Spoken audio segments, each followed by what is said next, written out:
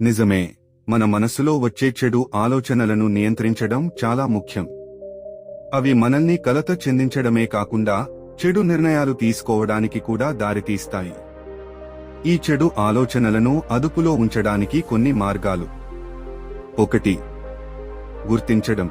మొదట, మీ మనసులో చెడు ఆలోచనలు వస్తున్నాయని గుర్తించాలి. చాలా మంది ఈ ఆలోచనలను గుర్తించలేకపోవడం వల్ల అవి మరింత బలపడతాయి. 2. దూరం పెట్టడం.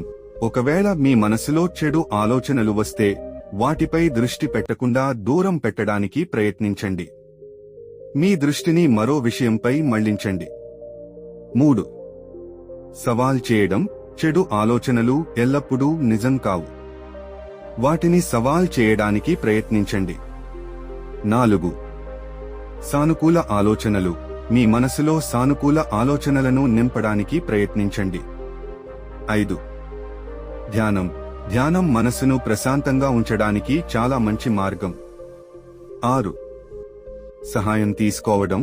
ఒకవేళ మీరు చెడు ఆలోచనలను అదుపులో ఉంచలేకపోతే మానసిక వైద్యుని సహాయం తీసుకోవడానికి సంకోచించకండి. మీరు ఈ చిట్కాలను పాటిస్తే మీ మనసులో వచ్చే చెడు ఆలోచనలను నియంత్రించగలరని నేను ఆశిస్తున్నాను.